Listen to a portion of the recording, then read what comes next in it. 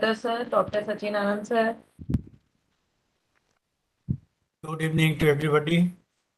Good evening, sir. Good evening. Hare Krishna. So, good evening, everyone. Good evening, sir. I started from office but could not reach home. Anyway, So on the way in the car itself? yes, sir, I'm in the car itself. I think 20 minutes more. So But doing nonetheless, mobile with mobile. yes, sir. Yes, sir. That is the beauty of the technology. Ayushi, please start. Yes, sir. Thank you, sir. A very pleasant evening to all the distinguished panelists and the participants.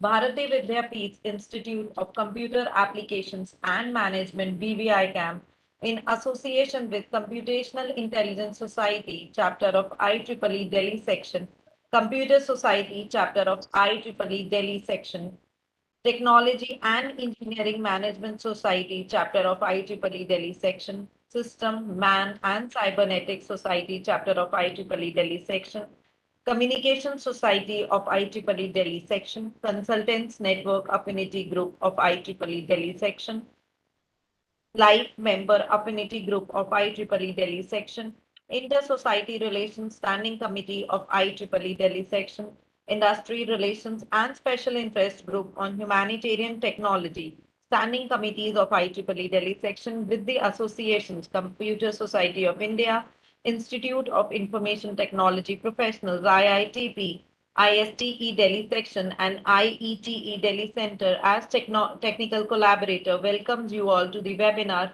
on the topic Data Science and its Applications. It is a moment of pride and honor to announce that we with united hands mark special contribution for the monumental occasion Azadi Ka Amrit Mahotsav, an initiative to celebrate 75 years of glorious independence by organizing the thought-provoking sessions for our better future. This webinar is an initiative for celebration of Azadi Ka Amrit Mahotsav. Data science is a combination of art and science, limited only by the extent of freedom afforded the data scientists to explore, coupled with their creative ability.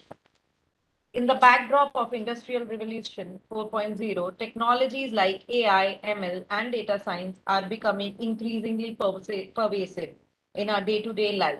This webinar aims to discuss important issues like fundamentals of data science versus BI, data science versus statistics, roles and responsibilities of a data scientist, data science challenges, types of data analytics, descriptive, diagnostic, predictive, prescriptive, and their real world applications for different types of analytics, especially in the areas like consumer, healthcare, manufacturing, telecom, etc. This webinar aims to discuss its all around perspective and related issues, approaches. I would first take this opportunity to welcome amongst us our distinguished panelists for the day. We are privileged to have amongst us a galaxy of experts. Firstly, I would like to welcome Professor Subrato Mukhopadhyay, Sir, Chairperson, Consultants Network Affinity Group, and former Chairperson IEEE Delhi Section. I request Sir to commence this session with his welcome address. Please, Sir. Thank you very much, Dr. Arushi Chopra, and other distinguished panelists and the audience present today from the country as well as abroad. So I'll just little bit talk about the data science, and then we'll hear more from the experts actually with real life application science Ayushi talked. So what is data science? Little bit she has talked about, Ayushi. Data science itself has become a subject over the years due to the enormous volume of data mankind is in a position to collect rather. So hence, when you collect something means everything may not be online every time you use. So there is a requirement of storage, processing, and then analysis for different purposes like healthcare and other areas we have. Even in the large systems also it is required like power system and then communication system. Definitely it is an important aspect. So all the data may not be required always.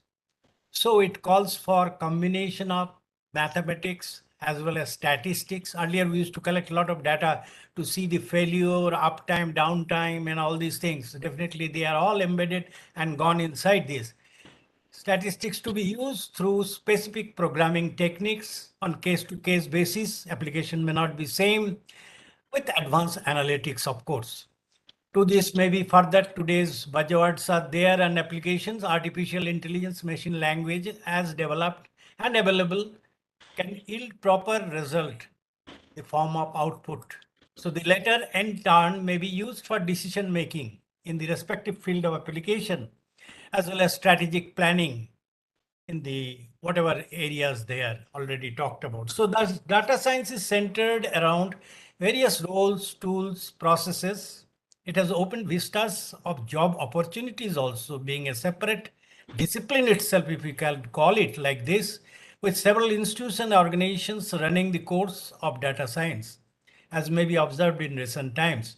So typically, so to say, as therefore, in a summary, when applied for a project specifically, can cover, but not limited to, because there are a lot of offshoots also. We can summarize it in forms of various stages, something like this.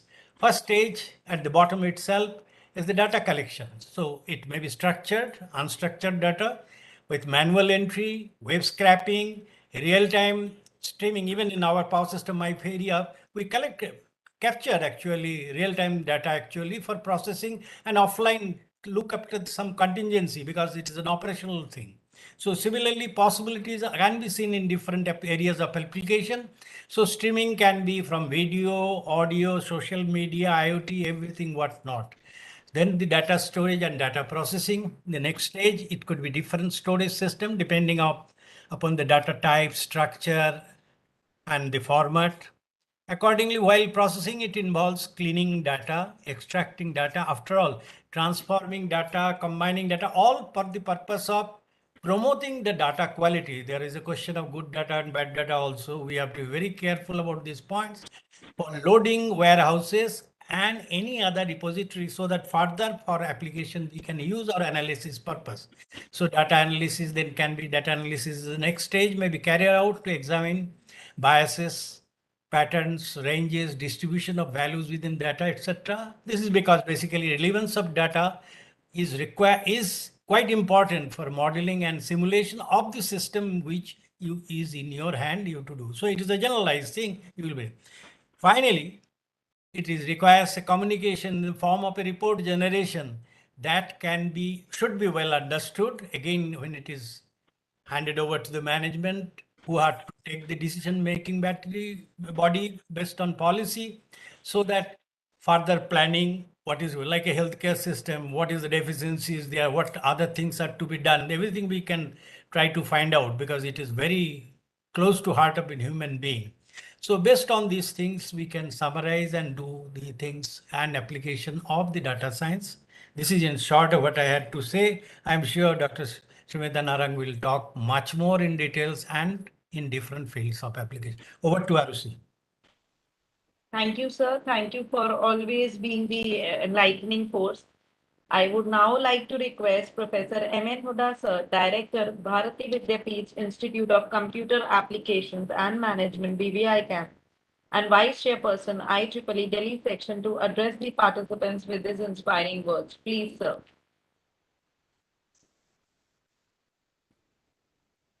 Am I audible, Ayushi? Yes, sir, you are audible. Good evening, one and all. At the beauty of the technology, I'm connecting with all of you while driving back to my home. At the outset, let me take this opportunity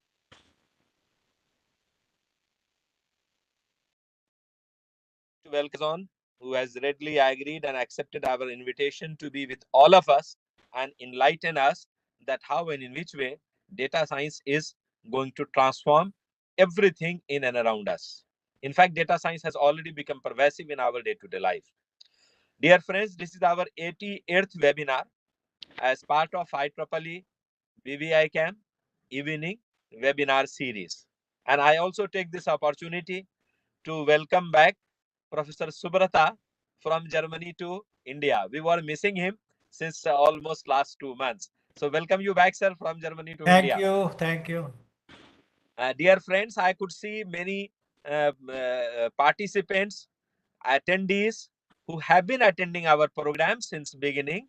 Amongst them, I have Professor Subramaniam Krishnamurthy, I have Professor H.S. Bhatia from Bangalore, and I have Dr.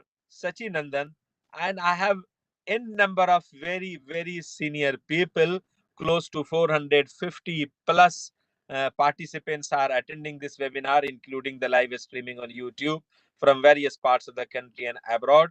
I'm privileged to welcome you all. Thank you so much for having joined for this program, and it's a matter of great encouragement for all of us. Dear friends, this webinar was started in the backdrop of the COVID-19 to ensure that learning must continue, and the peer professionals should be updated about what the recent trends or the latest happenings related to the domain, related to the practicing fields are happening. And as part of that series, this is 88th webinar known as entitled as Data Science and its Application by none other than but the Sumita Narang from Amazon. Who else are using data science better than Amazon and Google? Dear friends, as a student of computer science, I has always said that data science alone has got that much potential that it can transform the entire world moving in and around us. And as Professor Subrata has rightly said, that the decision making process will be improvised immensely with the help of or with the facility of having data at tips, and that too in a strategic way. As a student of computer science, when I look at data science, I look it at as the data science is the discipline coming out of the marriage of mathematics and computer science. So the mathematical algorithms, mathematical formulas, well coupled with computer science, can generate tremendous result. And there are n number of applications. You name a discipline, and data science has got an application there. If you see, from banking and finance to manufacturing, data science is immensely being used. From transportation and e-commerce to education, data science is being used. And to high-end applications, maybe for various kind of diagnosis of diseases, for various kind of diagnosis of very high-end genome sequencing, and from there even to a day-to-day retail industry, that is from recognizing purchasing patterns for a retail company, or maybe predicting a hardware failure in any expensive network, maybe including our iPhone. That's the kind of the penetration, that's kind of the pervasiveness of the data science. The GPS, which we extensively use, is also impressed by the data science, and the optimized routes every time are being suggested to all of us by the GPS only. And that's how I say that if we start tapping the potential of the data analytics, probably no domain in our life will be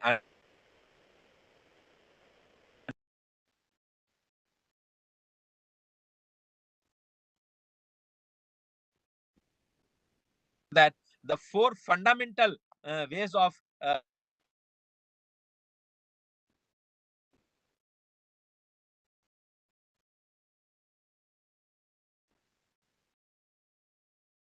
by the same portal, that book a hotel, book a taxi, book a cab, etc., is an application of data science. The moment we purchase a mobile phone, and the same site, same e-commerce site, tells us purchase this cover of the mobile or purchase selfie stick, etc., is again an application of the data science. So from our day-to-day real life application to absolutely high-end research applications, everywhere data science is immensely being used. And for that, we have a very valued, very experienced expert today to tell all of us, to enlighten all of us, to sensitize all of us how data science and its related applications are transforming the entire human life, and how we are in maybe unknowing way utilizing the applications of the data science. So thank you so much for having joined for this particular webinar. Keep joining for the webinar. Next Saturday, we have again one of the very interesting topic, that is digital twins, and the kind of the disastrous pandemics are coming. Probably digital twins will be another very important and very critical application, which will be transforming particularly the manufacturing aspects. So thank you so much. And I wish that every one of you, though the COVID cases are increasing again, and this webinar was started as a child of the COVID lockdown situation. So I wish that stay safe, stay healthy, stay vibrant, Keep learning despite all disruptions in and around us. Wish you all the best. And with this note, would like to conclude that फूलों की तरह फिर खिलेंगे हम, फूलों की तरह फिर खिलेंगे हम, और अगले सैटरडे को एक नए लेक्चर के साथ फिर मिलेंगे हम. Thank you so much. Over to you, Ayushi. Thank you, sir. Thank you for inspiring us. I would now like to welcome amongst us our expert speaker, Ms. Sumita Narang ma'am, Senior Software Development Manager, Amazon India with an e-bouquet. We welcome you, ma'am. Sumita ma'am is a software professional with 20 plus years of industry experience, with recent 8 years into application of data science, ML, and intelligent automation to support the digital transformation journey of software industry in various domains: telecommunication, financial accounting and reporting, procedure to pay processes, report and record processes, bank reconciliations, e-commerce applications, etc. She is currently working as Senior Software Development Manager in Amazon, building ML-based solutions to improve the delivery experience of customers on the Amazon retail website. I welcome the great intellect to this session. I request you, ma'am, to please enlighten the house. Hi everyone. Thanks for the warm welcome. I'll just share my screen. Yes, and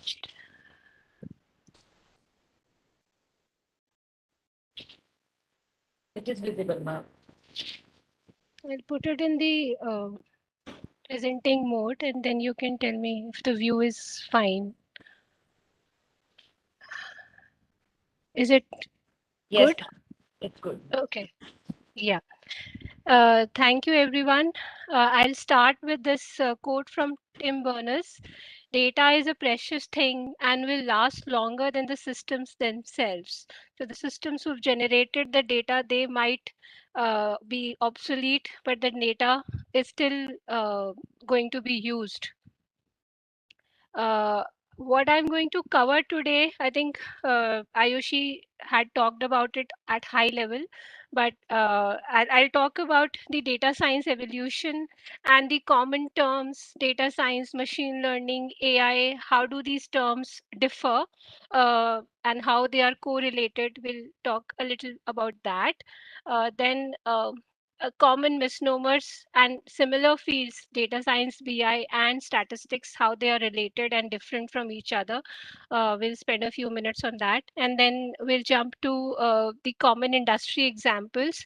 And I'll share my experiences, at least in the last 8 years, I've been working in this domain. So I'll share my experiences with all of you.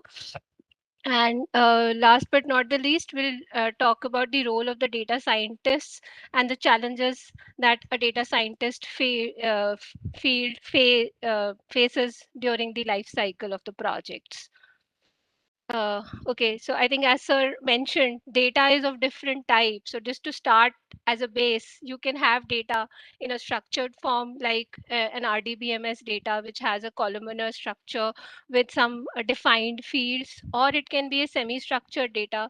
Semi-structured data would be where some fields are structured like employee ID, employee date, joining date, salary, etc. But then there is a field which is free text field, so that field is actually making the overall data semi structured. Wherever you have free text fields where information is not following a particular pattern, that's basically making these data unstructured. And then finally there is unstructured data, which is free flowing text, audio files, video files, etc. So and all types of data exist today, which need to be analyzed, and there are applications built on these different types of data. So the era of data science, if we talk about this graph actually explains it pretty well. And this, I took it from a paper sometime in July 2019, so it might have changed also further in the recent 2 years. But as you see, the uh, when you start in the data science domain, you start generally with analytics applications and building simple rule-based chatbots or simple storytelling, database storytelling, and finding insights from the data. And gradually you increase the scope of the applications to predictive analytics and deep learning kind of applications. And this is how the plateau of productivity has changed over time for the data science domain. Now, I think Sir talked about why data science actually started picking up in the recent 10 years, and that was because of the evolution from the electronic data processing era to the cloud era. With cloud technology coming in, which is support for NFV and SDN kind of technologies, you have a very cheap storage and extensive processing power available for you to process the data, which has actually supported the data science application. So if you see most of the algorithms that we are using today, they have been designed and invented sometime in 1980s or 90s. But in the industry has started actually using them in 2010 onwards. So why that happened was because earlier those algorithms existed, but we did not have that much of data storage and the processing power. So the cheapness of the cost reduction is actually making the data science ROI, which we say that return on investment, more feasible from business perspective, and that's why the industry is now adopting the data science as a field to solve business problems, right? They are investing in that area because now it's more feasible in terms of money factor or the business ROI perspective, which has been supported because of the cloud era. Okay, now why data science? I think all of us know data science is the sexiest job in the 21st century. It is the fastest growing field in the world across multiple domains. There is no domain which is untouched. It's the highest paying job in that sense, and there are variety of jobs available in this domain. Data engineer, data administrator, machine learning engineer, statistician, analytics manager. So these variety of jobs and the flavors that come with data science is making this field really hot, and the various universities and everybody is into this domain, and students are doing research in this area. Okay, to start with, as a definition, what is data science, and what does this theme actually contains? It is actually a plethora of all the stages that a data flows in till it actually solves for your business problem. So starting from the data acquiring, whether it is how are you pulling the data or getting the data and then storing the data, and finally cleaning or modifying or transforming the data, which is called the data preparation stage, and then building mathematical models, which we call as the data modeling stage. And finally, from those models, whatever results that you're getting, uh, sh- showing them in a particular form that a business user or an end user can understand, which is the data visualization stage. All these stages together are called the data science. And data science is kind of a prerequisite to artificial intelligence. So I would say data science, without data science, artificial intelligence cannot exist. You have to have the data science field and the project in the data science area for to deliver an artificial intelligence application. But definitely there's more to artificial intelligence, which I'll talk about in the next slide. So this is actually a very descriptive understanding of what is data science. So data science is all the steps that are needed to collect, prepare, and model the data. In addition to that, basically AI has a lot of additional aspects to it that you are using some special type of algorithms either in it to solve your problems, the volume of data with which you are dealing with is also even more complex and more in terms of quantity it is more, and the kind of problems that you're trying to solve with AI is slightly different from the machine learning and the data science domain. uh, so this chart that is depicted here actually shows the era how artificial intelligence has evolved. So artificial intelligence in terms of robotics and automation existed in 70s and 80s also, but that was primarily using symbolic learning and rule based applications, and there was a well defined algorithm in terms of the software instructions, and the system or the software or the robot was following that symbolic step by step procedure to perform those operations, and it's based on this input what should be the output. The rules were basically defined as part of the programming. But when it comes to machine learning, you are not defining the rules. The rules are auto learned by the mathematical algorithm based on the past data. And that's why it's called machine learning. The algorithm is learning from the past data on its own. There are two subdivisions in machine learning. One is statistical learning, and the other one is neural networks. Why I have differentiated these two is because in statistical learning, the data preparation stage, the data cleaning, feature engineering, and data transformation primarily is handled by the data scientists during the phase of the project. Uh, but when it comes to neural networks have this beauty that you feed in the data into it, and at, during the phase of learning, it automatically performs those steps of feature engineering and extracting important features on its own. And the algorithms primarily used here are very different from the algorithms which are used in the statistical learning uh, approach. Then a statistical learning approach primarily can be divided into three categories. I think we are very familiar with these three terms, so I'll just quickly touch upon them: supervised learning, unsupervised learning, and reinforcement learning. Supervised learning addresses problems where you have a well-defined output variable, as in a well-defined uh, target which you want to achieve. So let's say if I have a problem which says I have to predict whether this customer is going to default the loan or not. So there is a well-defined target variable which says I have to predict a yes or a no, whether he's a defaulter or not a defaulter.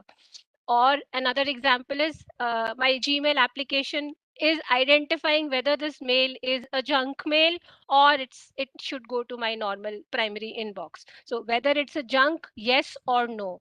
Or or another category of supervised learning problem would be what should be the output of this solar plant, and I'm forecasting what is the voltage and wattage this solar plant is going to generate. So I'm actually predicting a number.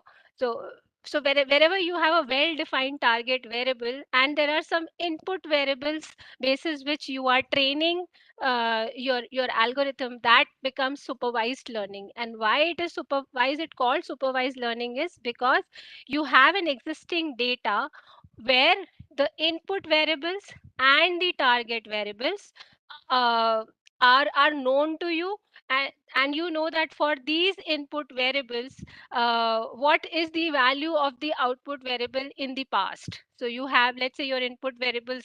If I talk about the example of the email example that I was talking, so my input variable is my subject, the sender, and the body of the email, and the output is whether it is a abusive mail or it's or a junk mail or not, right? So I already have a data which is labeled, and I know that for past these values, these mails were categorized as junk mails. So in that case, I can train my algorithm on the existing labeled data and predict the output. That's basically what it means for supervised learning.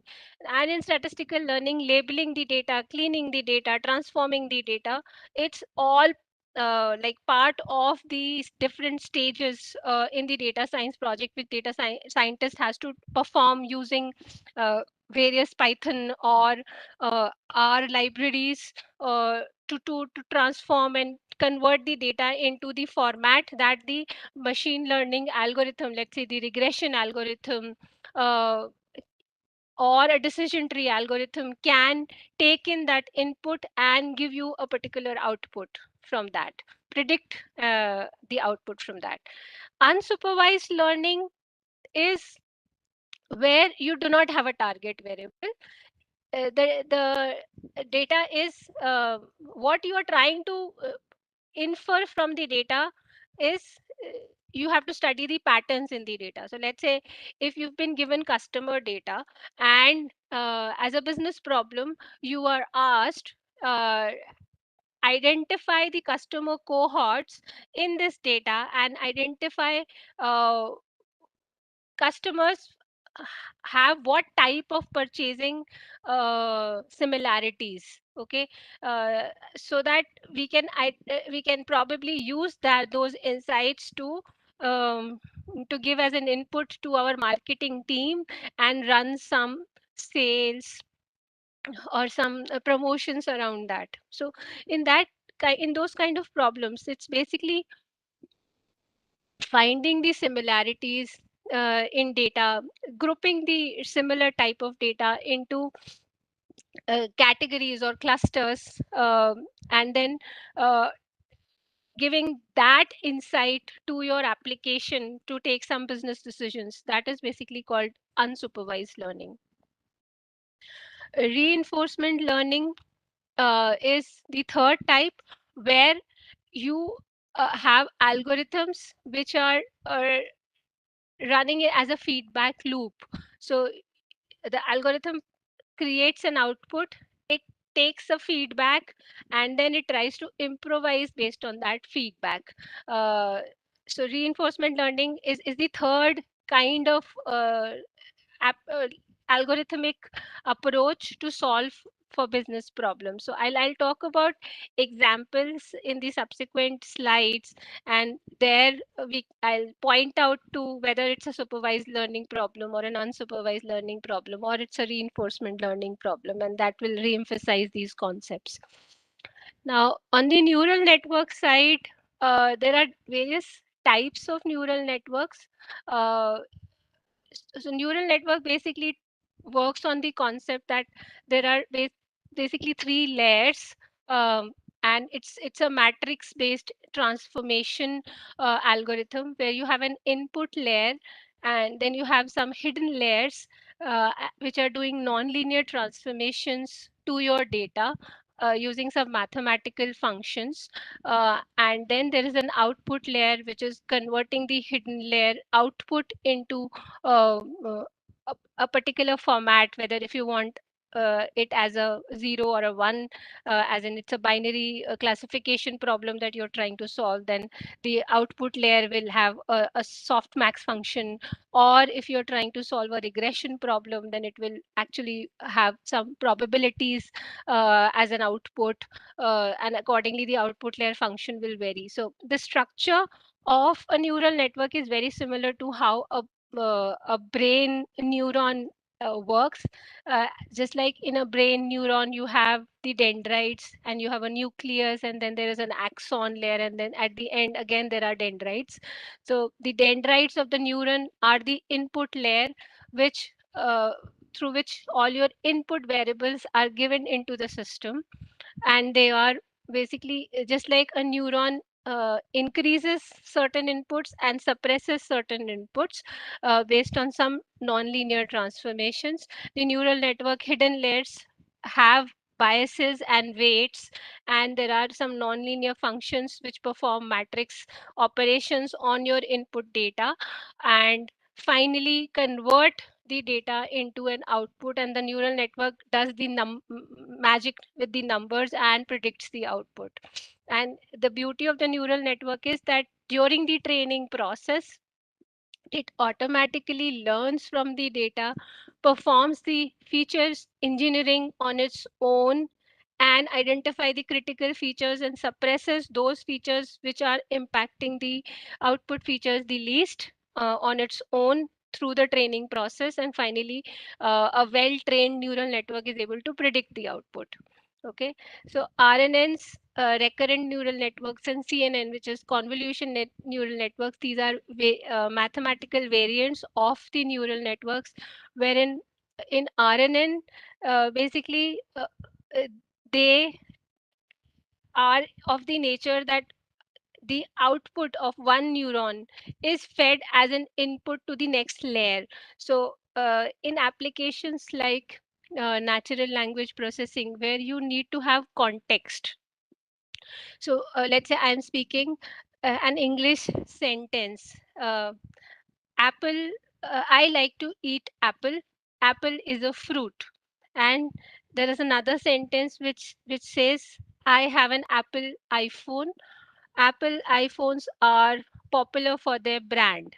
So what is Apple used here, and in what context it has been used here, you will be able to make sense only when you are keeping the context of the previous words into consideration. You cannot treat each word individually. So since all the previous words or the previous sentences that you have processed have an impact on the meaning of the subsequent sentences, uh, in those kind of problems, RNN are the choice to solve for in terms of deep learning. So RNNs are very commonly used for language translation and NLP and NLU kind of problems, where maintaining a previous context from the previous sentences, from the previous data is relevant to make sense of the next sentence.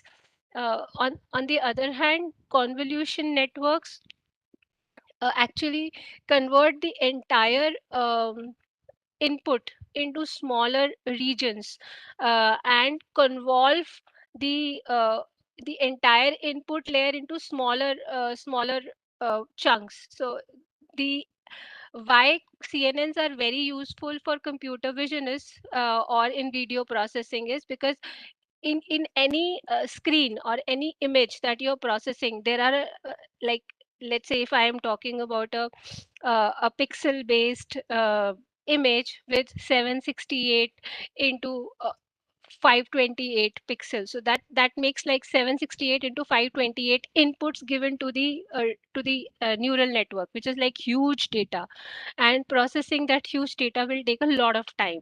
So CNNs have this beauty that what they do is they break this entire pixel image into smaller cubes, and those smaller cubes have a lot of repetition in them, because each image will have some background information, and it would have then some foreground features of the entities, some boundaries into it. So when you break the image into some cubes or convolve the input layer first and then process that, the processing becomes faster. So CNN basically works very well on applications where you have image processing, video processing, computer vision kind of applications. As Sir mentioned, data science is an amalgamation of many fields. Data science would require a lot of knowledge around machine learning, research, and mathematics and statistics, because these are the areas from where you're getting the algorithms to use to solve your problems. But additionally, what it requires is business and domain knowledge as well, because the data with which you are dealing with, uh, the nature of that data will vary as per the business, as per the domain. So let's say if I am working on a consumer application, the data is very different from if I'm solving a healthcare domain problem, right? And since the data scientist is expected to acquire data, store data, clean and process data, transform data, so the knowledge and of that domain really comes very handy, because what fields to keep, what fields to get rid of, how to handle missing values, etc. Statistics is not the answer to all the questions. Sometimes you have to apply the business knowledge and the business rules to make certain decisions and to avoid bias also. That the business knowledge is very important. And of course, at the end of the day, the algorithms are basically giving you an output in the form of some numbers, and those numbers do not make any sense unless you build a software or an application or a visualization around that to interpret those results and show those results in a human understandable form.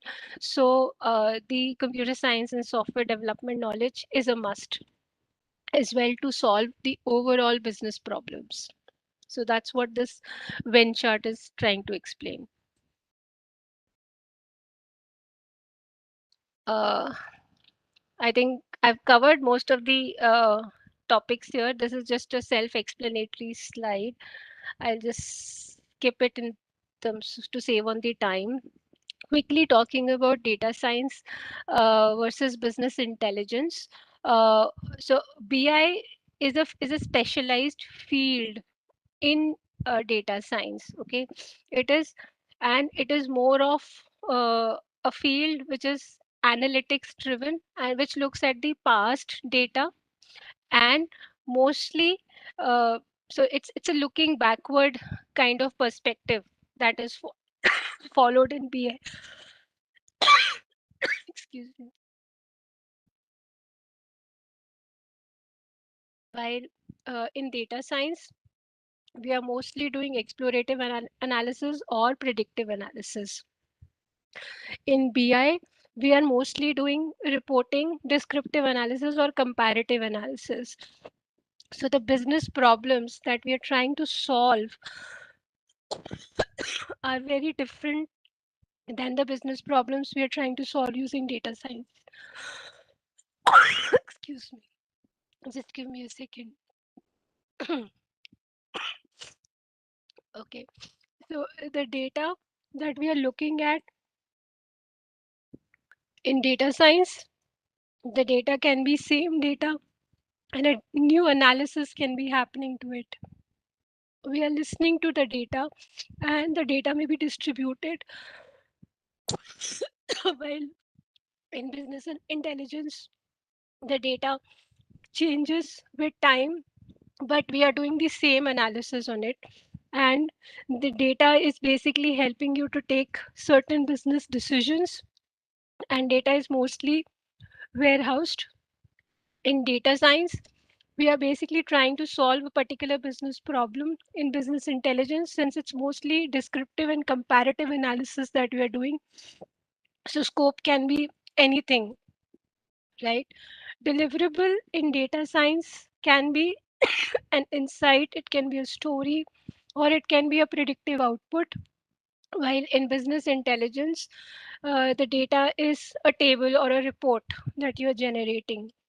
And the applicability for data science problems is generally futuristic and correction of influences, while for business intelligence, it is historic and confounding factors. Okay. Now, what is difference between data science and statistics? So statistics is mostly a mathematical domain, and it is a theoretical domain solving homogeneous problems with smaller data sets.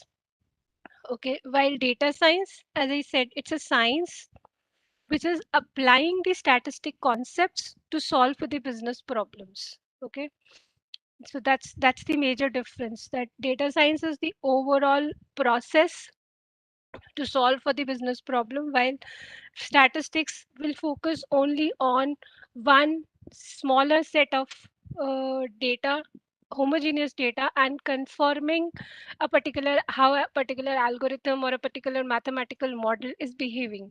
Okay, So the focus is very different in the two streams. Okay, I'll now jump to the applications of data science. So I'll start with this quote. Without big data analytics, companies are blind and deaf, wandering out onto the web like a deer on a freeway. So this is a view of an author and a consultant. So how we are solving for uh, various business problems across multiple domains. So this is just a snapshot of the various domains which which are touched upon by data science and the various applications where data science is solving for particular problems. Okay, I'll talk about some of these domains, but this is just a quick snapshot of that.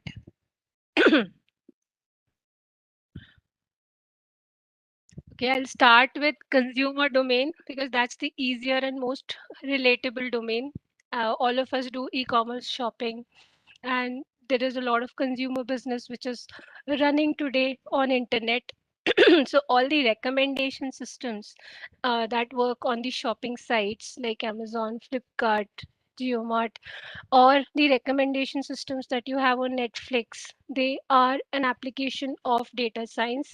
They basically use two types of uh, algorithms in it.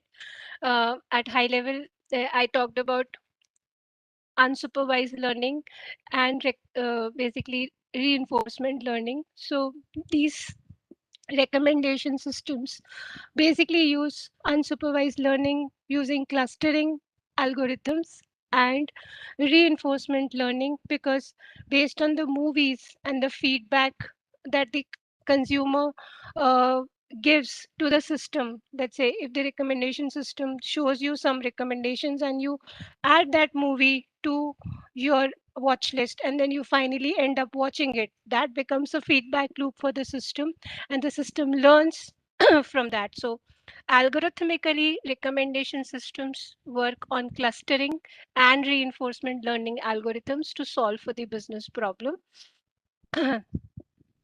And these are like very common consumer application problems that are getting solved. Then targeted ads. So on Google or on Facebook or on Amazon or any websites which give you free content, you see a lot of ads on the side, but it is not that the website is showing those ads irrelevantly. It is actually doing a lot of data analytics in past on all the browsers or all the searches that you have done, and it shows you targeted ads for around those searches. So I'll give you a very interesting example. Let's say I did a search for trip packages to Singapore on Google. Okay, and the Google data is actually being fetched by Facebook. And when I logged in into my Facebook account, I am seeing targeted ads from the tours and travels which are showing me the packages for the Singapore trip. Okay, so that is how different applications are also connecting, and they are using each other's data to show you the relevant and targeted advertisement so that the purchase increases.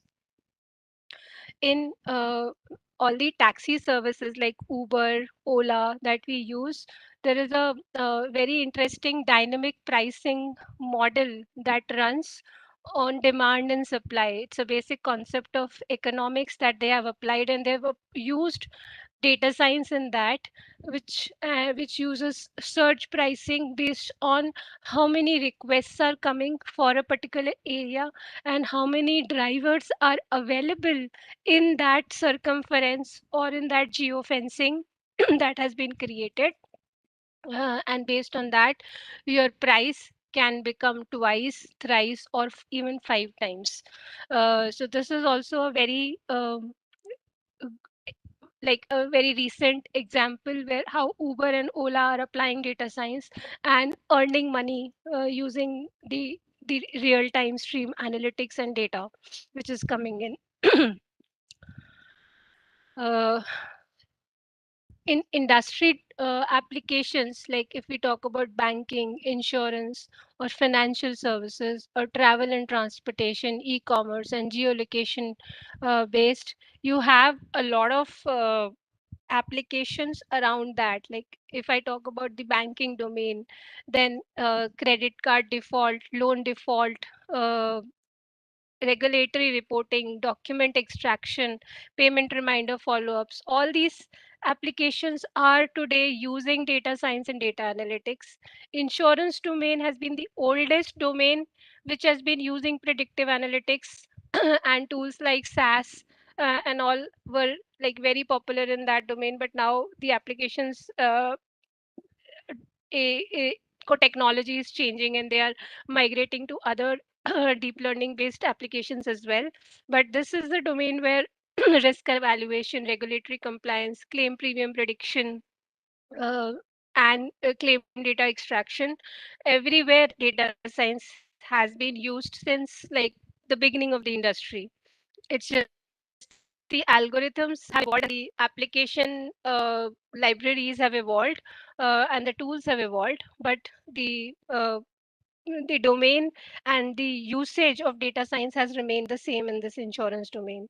In financial services, customer risk profiling, creating your risk portfolio, and then giving recommendations to the customer to invest on these stocks based on your risk portfolio. That's that's another very like hot stream in the stock market, where how your financial managers recommend to you what type of stocks you should be investing in based on your risk profiling, etc. Then travel and transportation domain and logistics domain actually is uh, is also using data science. So like in travel domain, as I said, Make My Trip, Clear Trip, all these Airbnb, all these companies are using travel recommendation engines. Based on your searches, they will show you the tours and travel packages, flights, hotels, and give you recommendation, which is simple clustering and reinforcement learning. Example, route rationalization. So all the logistic firms like FedEx or Blue Dart, who deliver packages to your home, the driver is carrying multiple packages in its truck, and the driver has a route available to him, uh, that in what order he should be delivering those packages. So it's the data science application which is generating those routes.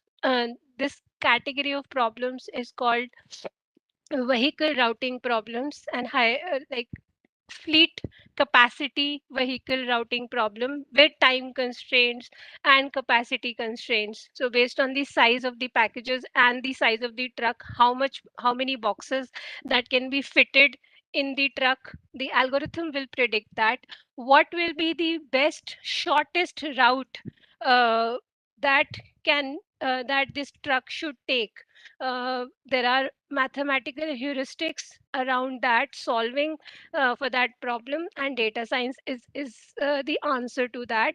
And like if you algorithmically, people who have been into mathematics domain would have heard problems like traveler salesman problem.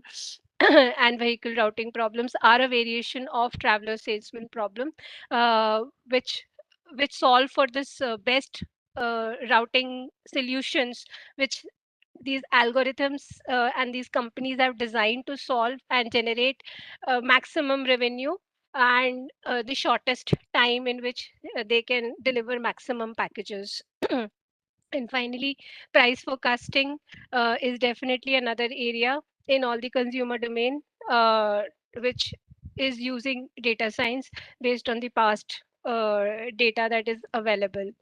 Then in e-commerce, I'll talk about this in more detail because this is an area where we work in promotions eligibility and promotion abuse detection, where data science consumer past purchases are used to detect if this customer is abusive in nature and he's abusing the platform promotions, and what type of customers should be given what type of promotions, what type of discounts, so that his purchase propensity increases. That's a very common domain which is used in e-commerce applications, and all companies are designing their own ML algorithms around that and solving for that problem. And finally, geolocation based, which is targeted ads, Google Maps, and traffic prediction. That's also sir mentioned about that GPS problem, right? So GPS is a technology which is running in your phone and constantly feeding in data to the cloud servers, and there are algorithms running on the cloud servers which is based on the movement of the vehicle from one geolocation to another geolocation, can calculate the speed and it can calculate the traffic, right? And it can predict how much time will you take. The Google Map predicts that you should take, this is the shortest path based on the traffic predictions, and how much time it will take for you to reach to that destination. So all this is like applications of data science which we have been using in our day-to-day applications on our phone and on our laptops everywhere. In the enterprise domain, like customer support is an area where data science and AI has completely revamped the portfolio. Earlier, there were like agents, like thousands of agents sitting and solving for queries and solving for the customer support requests. But today, many companies are using chatbots to do the first level support and the first level menu based support, and even conversational AI based support is supported by many bots. So chatbots are generally of two types. If I talk about in technology terms, one is a dialogue driven or a flow driven chatbot, where you will be given as an end user, if you're interacting with that chatbot, you will be given a menu, or you'll be asked a set of questions, and based on the answers that you're given to that from that menu or those questions, the flow directs you to the next sub menu, and then accordingly it gives you the final answer. So those chatbots which are based on flow or a well defined rules, uh, they are called goal oriented chatbots. They can address a particular goal. Let's say a chatbot is designed to book uh, a airline ticket, or a chatbot is designed to cancel an airline ticket, right? So these are like goal based chatbots which where you define the conversational flow, and you define the intents, and it identifies what should be the next output, and finally solves for the business query from the end user. The second category of the chatbot, which is more NLP oriented, are conversational AI based chatbots, where the conversation can go in any direction. So let's say you are interacting with a bot which is called HR bot, and that is and asking an HR query around leave, and then you're asking a HR query around salary, or you're asking a HR query around some seat reservation that you want to do. So the conversation can go in any direction. So both type of chatbots exist today in the customer support domain, and many companies like e-commerce companies, travel booking companies, etc., are using conversational AI and goal-oriented dialogue-based technologies to solve for the problem. In HR domain, employee virtual assistants are very similar to the Ask Assistant chatbots, and resume matching is also another NLP problem which many companies are trying to solve. Like there is a well-defined JD, which is the job description, and like thousands of resumes come in. So LinkedIn has a very strong resume matching algorithm that runs, and it tries for a particular, if you have a recruiter account on LinkedIn, it will actually, you upload a JD, and according to that JD, it will actually search for the entire repository of resumes on LinkedIn and give you the targeted ranked candidates which are matching this particular JD. So that's another HR application for data science. Then in marketing and sales, you have social media marketing, price optimization, lead management, and customer data management problems being solved. In procurement domain, again, forecasting, receipt confirmation, and contract review management. Legal analytics is a very important domain where data science is being applied. So legal analytics is being used for contract verification, for basic contract generation. uh, like even companies like JP Morgan, etc., are working on virtual lawyers, which are like reading the entire case files, applying the rules or the sections, and creating the first petition or first case that needs to be filed into the court, in an automated fashion, using data science technologies. So legal analytics is a very hot domain, and many legal companies are investing a lot in this area. Uh, in the financial services domain, procure to pay, order to cash, record to report, audit support, everywhere you have cognitive automation deployed there. Like I have worked with Sapient in this particular department, and we have used cognitive analytics to solve for business use cases, and bring in digital transformation, and automating all these use cases, applying data science as well as robotics process automation in combination to automate the entire process. And then in the IT domain, the support chatbots and the first level ticket analysis and the first level ticket routing, these are also being completely data science based and NLP based problems that are being solved today. Manufacturing, I talked about. Logistics, I talked about in my previous slide. Healthcare, yeah, so healthcare is completely a different domain, wherein you are applying data science in multiple areas. Like the first level diagnosis, looking at the symptoms and the medical reports itself, is being done by the bots. So if you have seen your TMT report, let's say you've done a TMT test, there is a algorithm which is running inside that TMT machine, which gives you your heart condition and gives you a kind of a recommendation without a cardiologist consultation, what is the state of your heart. And how that machine is able to predict that is through the training that has been done to that algorithm, and looking at your heart patterns and your report, it is able to give that diagnosis, right? Prescription management, your first level prescriptions, there are many applications like mFine, and where you have virtual doctors, where you upload your symptoms, you upload your reports, and it gives you a basic prescription for simpler problems, or it redirects you towards that you should consult this type of doctor or this type of specialist for this problem.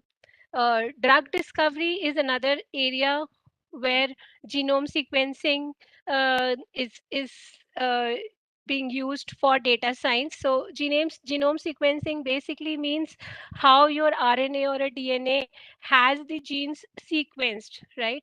So let's say if I'm designing a drug against the COVID virus, the coronavirus. So the coronavirus has a certain RNA structure, and it has certain genes A, B, C, D in a particular sequence. Now, if I have to design a drug which can kill this virus, I have to design a genome pattern that which goes and combines with this RNA, and it can like nullify the impact of that RNA, so that that RNA does not uh, combine with the DNA of the patient and impact the health of that patient. So to do the simulations, so before the drug actually gets into trials, there is a lot of simulation softwares in which this genome sequencing is done, and a lot of prediction is done whether this RNA will combine with this genome or it will not combine with it. So all that basically applies data science uh, in those simulation softwares. And once those simulation softwares have given a certain level of confidence, only then the drugs get approval to get into trials on animals and then on humans. So this is a very important domain where data science is used today. Clinical documentation. So like 10, 20 years back, there was a job called medical transcriptors. What medical transcriptors used to do was that there were recorders in which doctors used to record the prescription that they have given for the patients, what they have observed, the symptoms and everything. They used to record that in their voice, and those recordings were actually uploaded on a server or given to the operators, and operators used to listen to those recordings and type those recordings. Then these people were called medical transcriptors. Today that job is gone.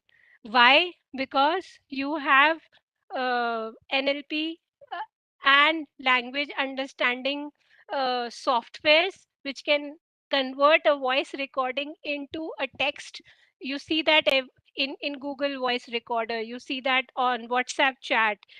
A mic comes where you say something and it types that. So that's basically uh, the medical transcription jobs have been taken over by these softwares which we call as the automation softwares or the robots, which have this algorithm of natural language processing and speech conversion into it, and they convert the speech into text and they make sense out of those terms.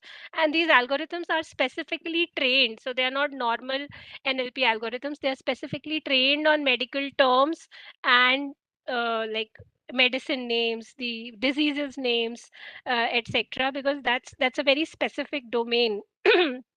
So this is also an area of data science being used in day to day this thing. Then patient automated registration. You if you go to Apollo Hospital or anywhere, you will get a link, and in that link you will be asked to enter all the details, and the applications are running in the background which automatically register you. So this is actually not a data science problem, but it's an automation, cognitive automation problem that has been solved. And a lot of load from the receptionists and the front desk workers in the hospitals has been reduced because of these softwares.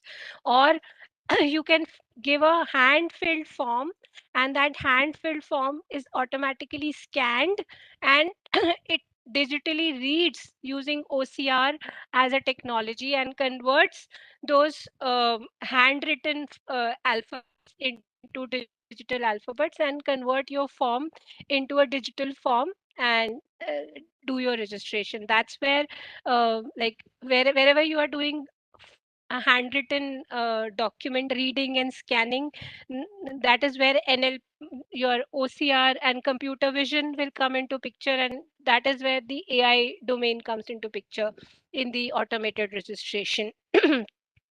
Then medical image analysis, the X-ray analysis, MRI analysis is a computer vision domain where the softwares are trained on diseased X-rays, diseased MRIs, and based on the past training, when you give a patient's X-ray to it, it is able to read the patterns in that image and identify whether it's a healthy X-ray or a healthy MRI, or what are the anomalies found in that X-ray. So the first level analysis, which was actually done by the radiologist earlier, is actually done by these algorithms. And today radiologists just reread that analysis and just confirm that analysis whether the algorithm has predicted it correctly or not.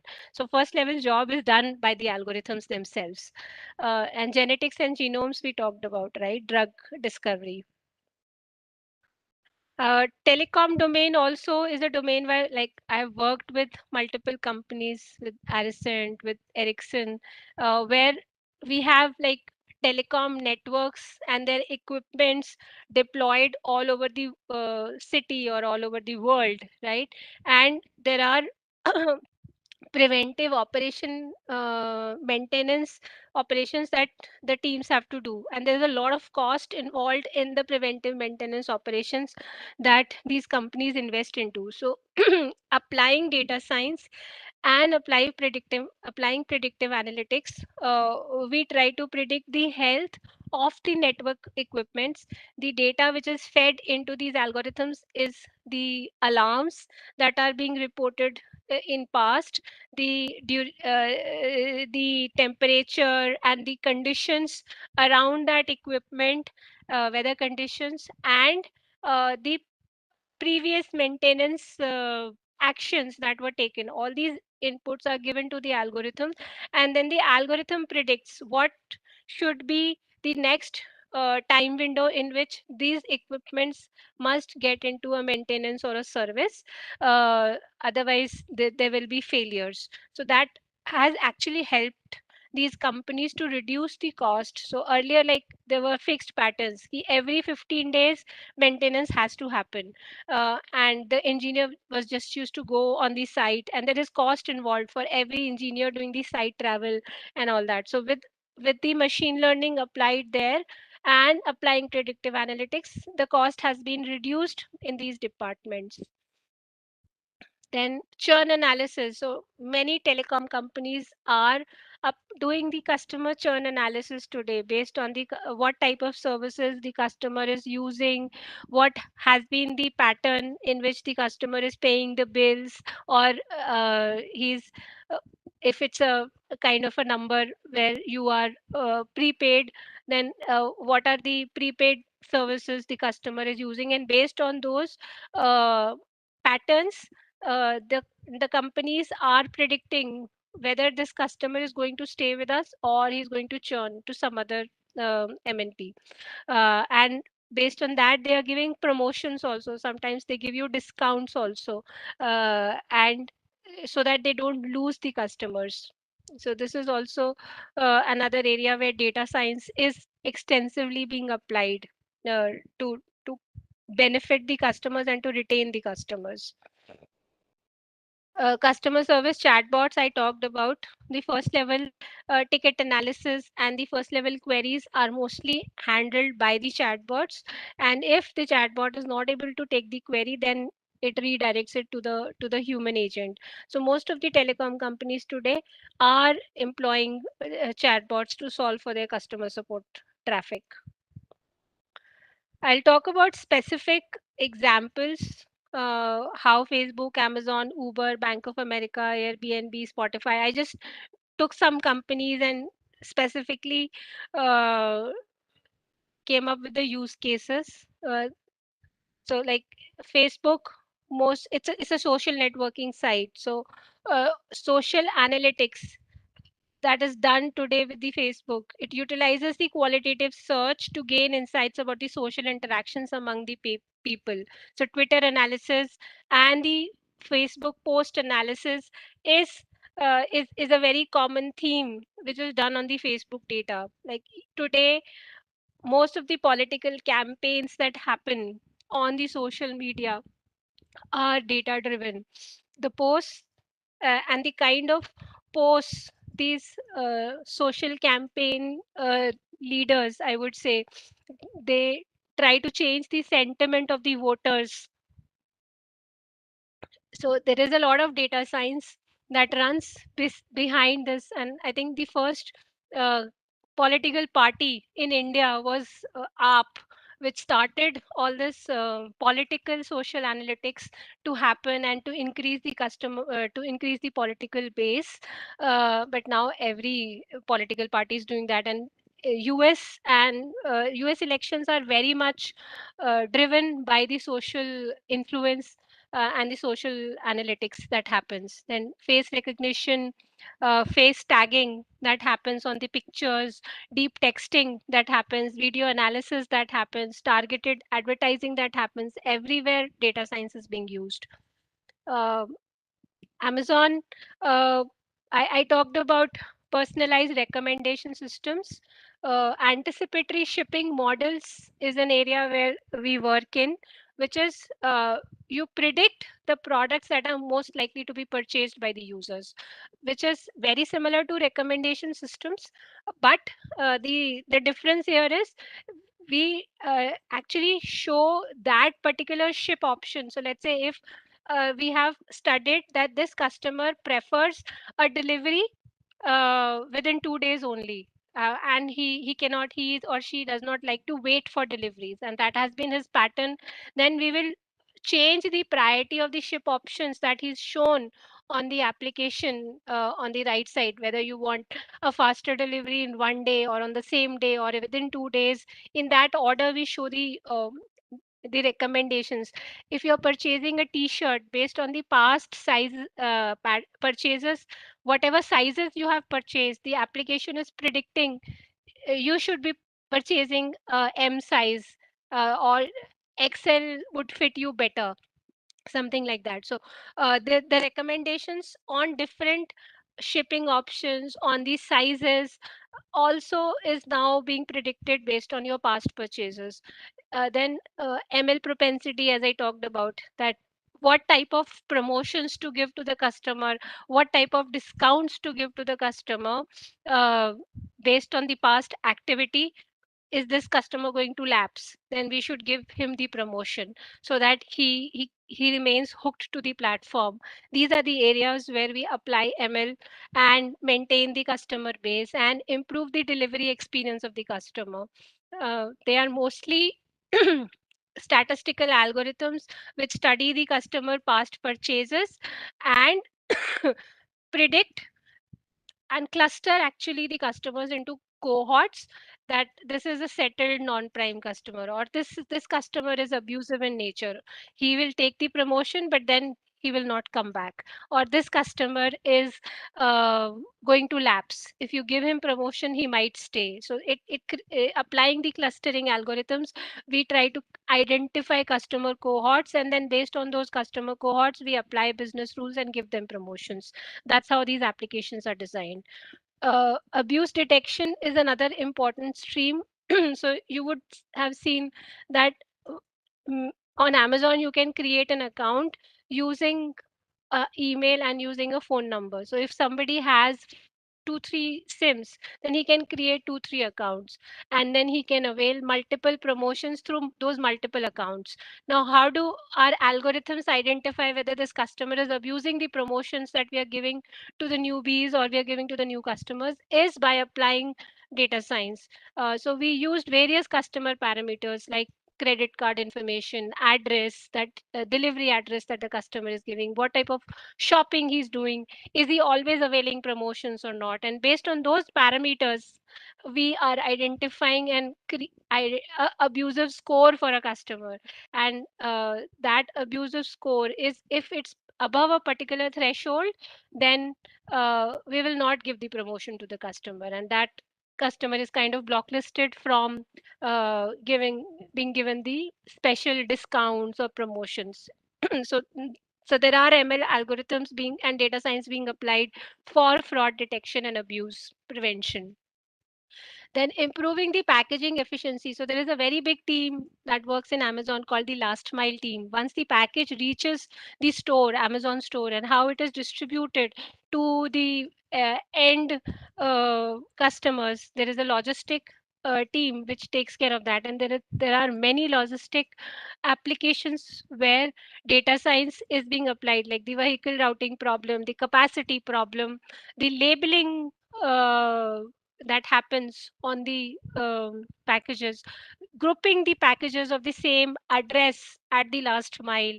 Everywhere data science is being applied to optimize on the cost.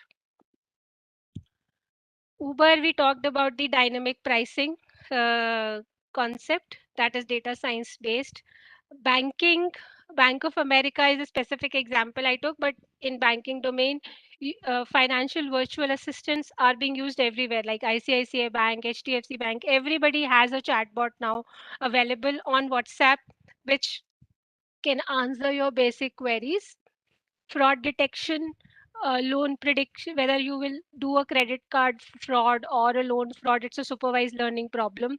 And most of the banks are using that. Your risk modeling, your customer segmentation, just like in consumer business, you're doing customer cohort and customer segmentation. Here also banks are doing customer segmentation. This kind of person is more of a stock person. This kind of a person is more of an RD or an FD kind of a person. So giving those kind of financial recommendations to the customer based on the customer segmentation using algorithms is what these banks are using. Then Airbnb is a site which is doing bookings for you, right? Flight bookings, hotel bookings. It's very similar to Make My Trip. So it's using data analytics for search results. So let's say you typed a trip to SING, it will complete your text. So that's completing your text, giving you the most relevant search results, detecting the bounce rates, giving you the recommendations on hotels, flights, and the best uh, trips that you would prefer based on your past browsing patterns and based on the past purchases that you have done on that site and travels that you have done on the site. Is all what Airbnb is using today. Spotify is a very similar app to Ghana.com, like all the music playing sites. They also use recommendation systems to improve the customer experience. So recommending the best streaming experience. These are the popular songs which you would like to listen. These are the songs which are being listened by this age group and this generation, and then giving them the recommendation. So the recommendation system in these apps are taking a lot of inputs in terms of the age group, your past music that you have heard, the searches that you have done, and what is currently popular among the market in the same age group. All these parameters are given as an input to the algorithm, and then the algorithm predicts it. Then for artists and managers also who are managing the lists on Spotify, they they also you have applications based on data science which give them the ranking and how the data needs to be stored. And then finally, the analysis that is done on the data based on the popularity and the reviews that have come in from the end listeners. The Grammy Award winners and all the awards get all the insights and the input data to take the decisions. Uh, that's all I wanted to talk on the applications side. I'll quickly jump to the last part, which is uh, data scientists and the role, skills, and the tools. So, as I said, a data science life cycle is around business understanding, then understanding the data, and then preparing the data, which is cleaning, exploration, and feature engineering. Finally, modeling the data, and then doing the visualization. This is the complete data science project life cycle.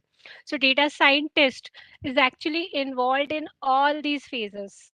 He, if I let's say if I take an example of a recommendation system, which we can very easily relate to.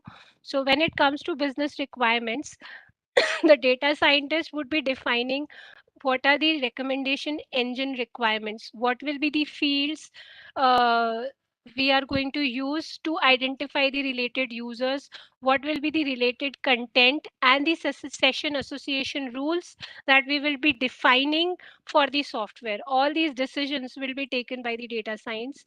Then what will be the clustering thresholds that we will define for the algorithm, these will be defined by the data scientist. Then at the data acquisition and storage stage, the data scientist will work with the data architect or the data engineer and define what will be the structure of the database, whether we are using a NoSQL database, or we are using an RDBMS, or we are using a data lake, how we are defining the data pipeline, what is the duration of data we are going to use to do the modeling, whether it's a pull pipeline or a push data pipeline.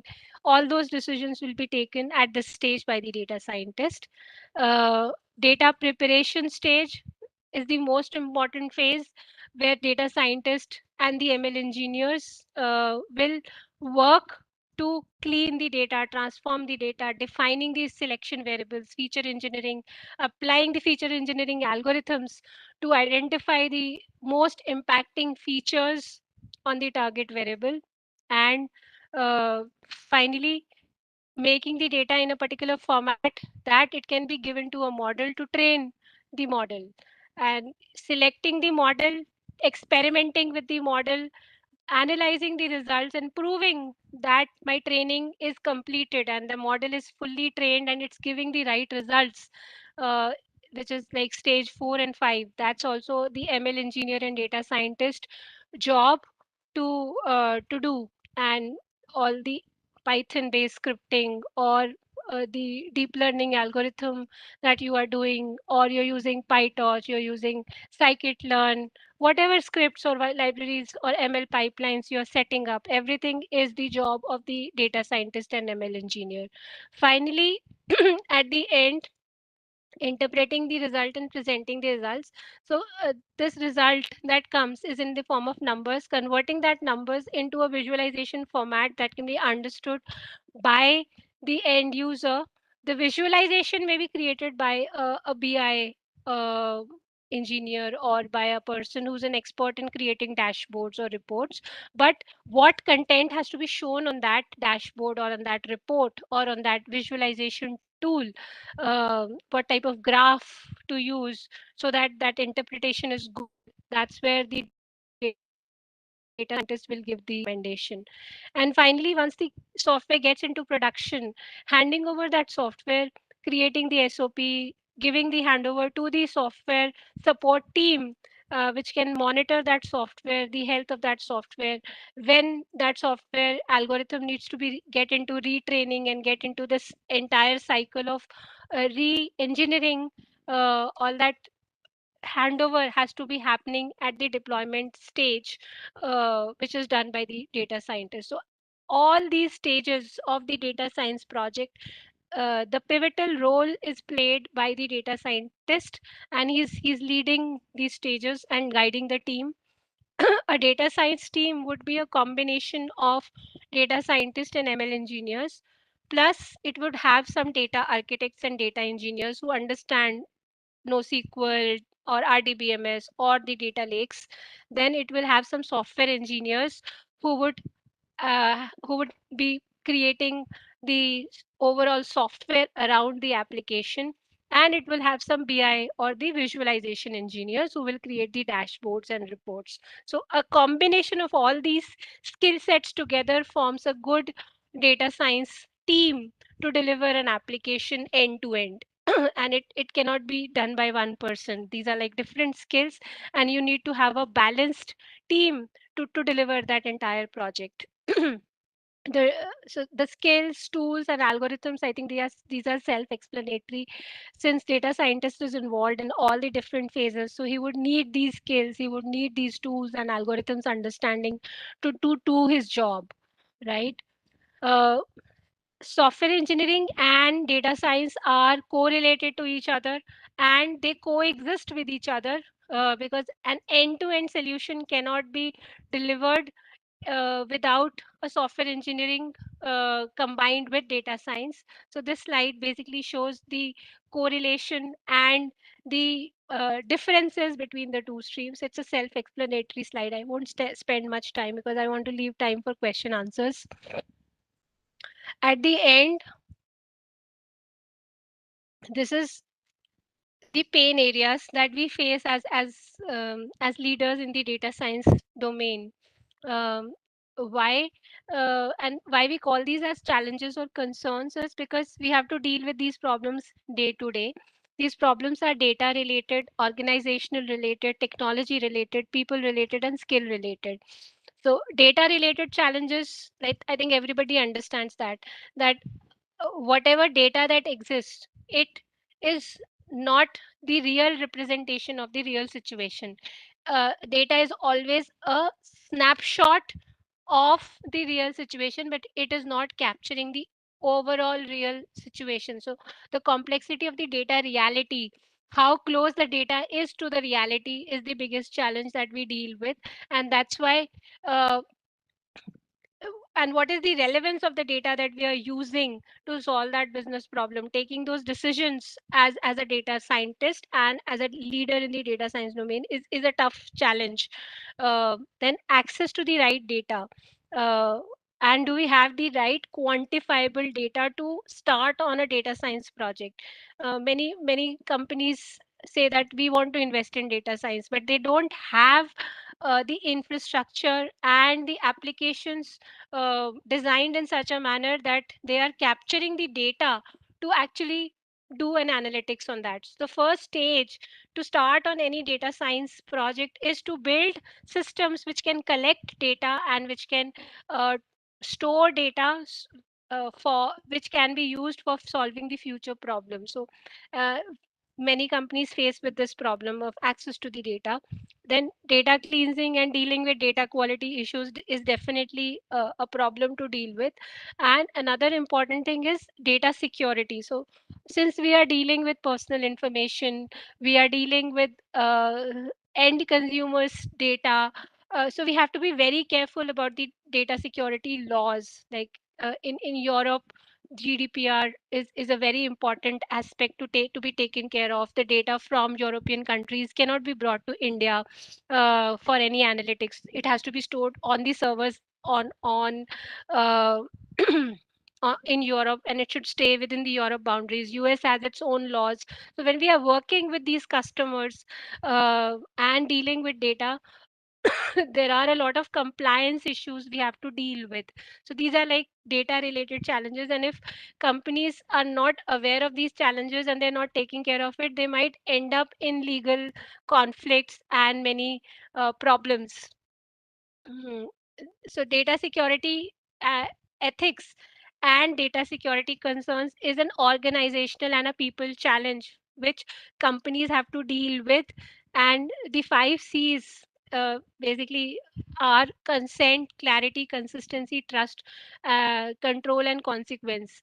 We should have the consent of the end user that we are using your data. Let's say if I'm using building a health application which is using a patient's data to predict the heart attack uh, probability for a based on its ailments, then I have to take the consent from the end patient that going to use your data into my application, of course in an anonymous fashion, but I will be using. So a consent is very important.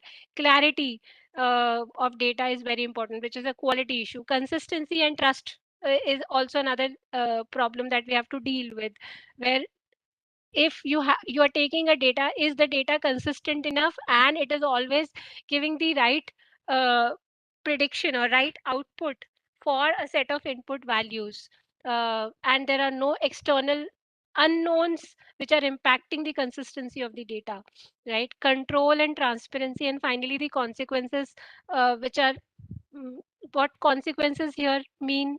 So control and transparency means that this is a problem we deal with when we are applying deep learning. How the deep learning algorithm is transforming the data and finally it is predicting, nobody knows. Hidden layers are just doing some internal transformations, it's playing with numbers and then it is doing a prediction. But if somebody asks me, like, explain how this neural network got trained, how did it learn, I cannot explain, right? It's the maths magic that happens. I can just explain how it learned, but what happened inside which input got suppressed and which input got increased, and what was the transformations that happened during the training. I cannot be very transparently explaining to an end user how my algorithm got trained, right? So transparency is the biggest challenge when we deal with end users who don't understand these algorithms. So they are always suspicious that what are we doing with their data, right? And finally, the consequences.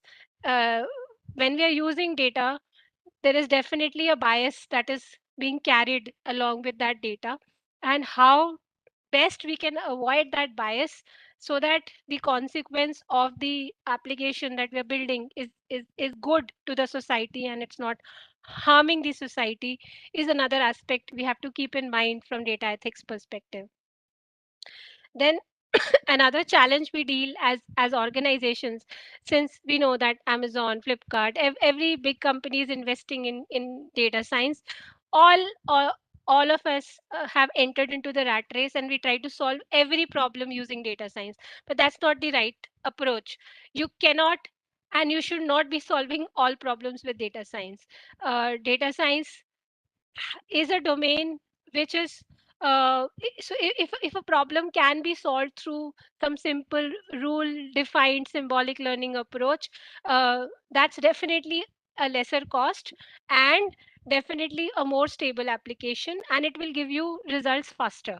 So do not try to solve all problems using data science. Identify whether this is the right problem to be solved using data science or not, and convincing your management as well is definitely a challenge, because the CEOs and CTOs would want ki we should be showing that we have solved this problem using data science, but probably it was not supposed to be solved by data science, right? So that's another challenge we face as leaders. Then lack of domain expertise. So at least personally, I faced this problem that I was working in telecom domain. So when I switched into data science domain, telecom was my area where I applied data science initially. But gradually, I realized that telecom is not just the area where data science can be applied. So I have to learn banking domain, or I have to learn the um, financial domain to apply data science in that area. So that's where an SME comes into picture. So in a team, a data scientist, if he does not have the domain knowledge, there has to be a subject matter expert associated with the data scientist to give him the domain knowledge and to make him understand the data, the fields, the metadata, or the meaning of those fields in the data. So the lack of domain expertise as a challenge, all data scientists failed, because today we are working in finance domain and now tomorrow I'm working in consumer domain, and maybe day after tomorrow I get a job somewhere in health domain. So I have to get retrained myself, acquaintance to the type of different types of streams with which I am solving for the business problems.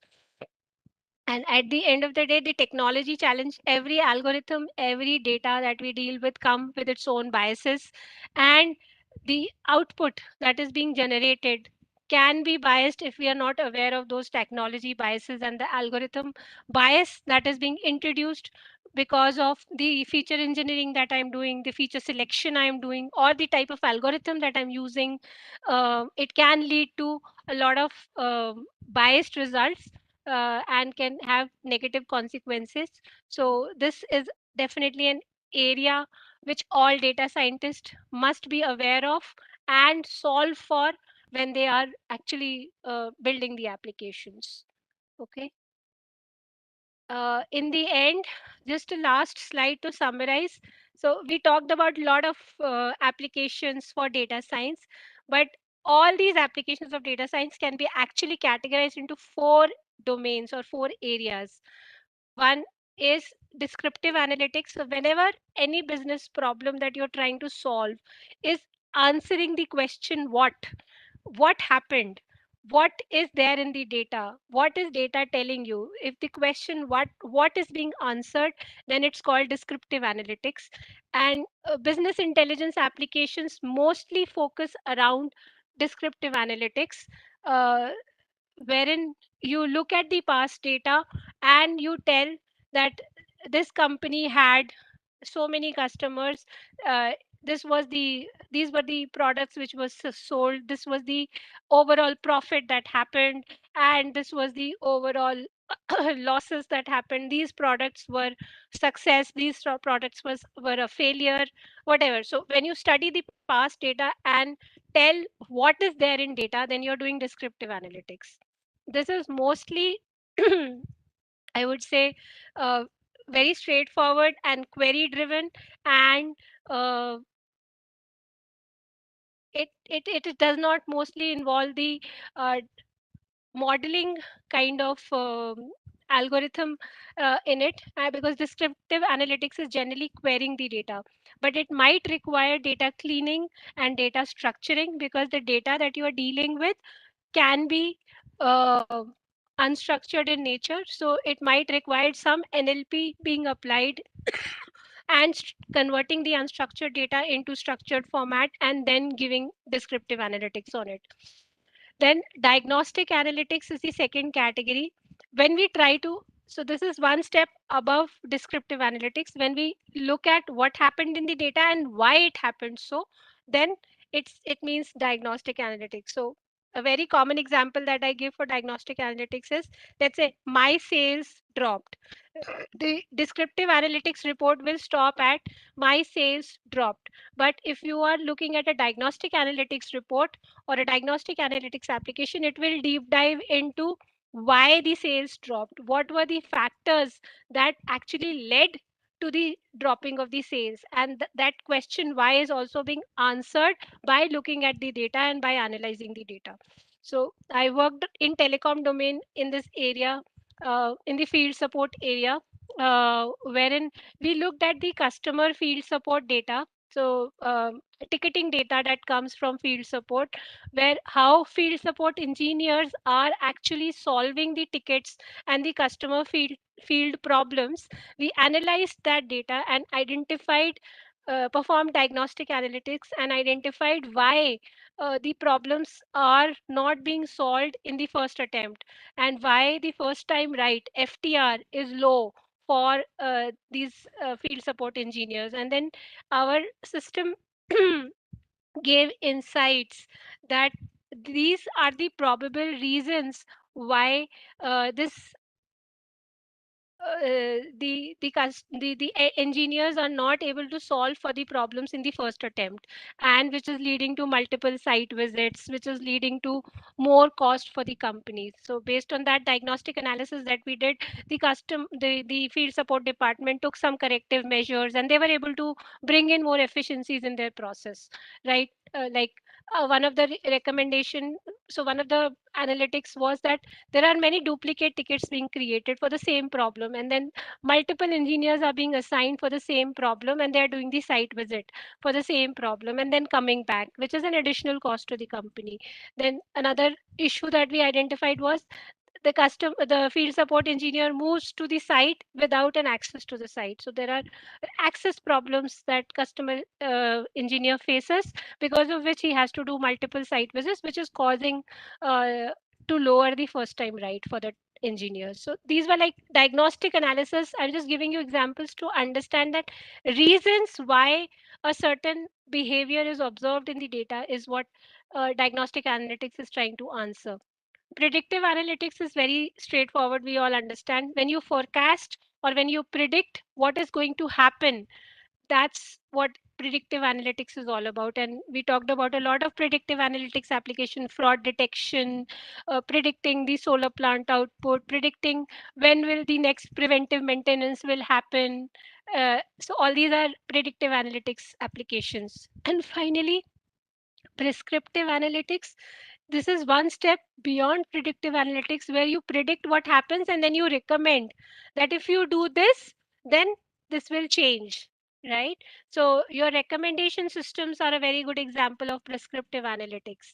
If your system is able to give you actionable insights that if you do this, then your forecast will change, that's a prescriptive analytics system. Uh, so these are like most of my applications, AI applications, ML applications fall into these four domains.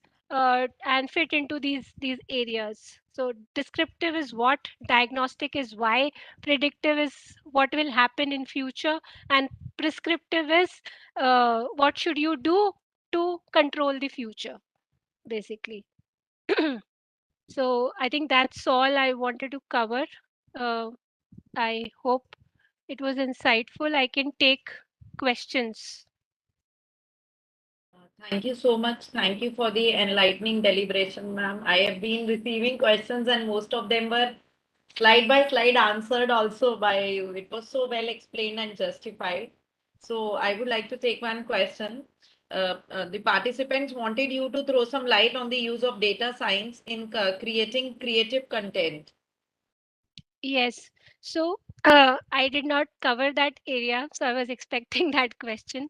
So creating music, creating a song, or creating something through an algorithm, that's basically called creating content. Okay.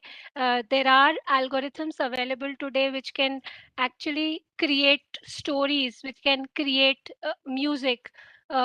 And these algorithms are called genetic algorithms or generative algorithms, which are deep learning based algorithms.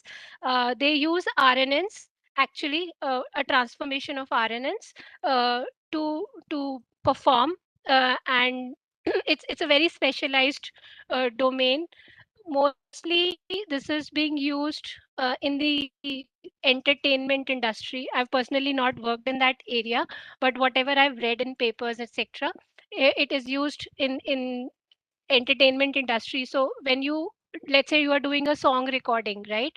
So there are softwares which will modulate and change your tones and change your voice and make the song more catchy, and that's where these generative algorithms are applied.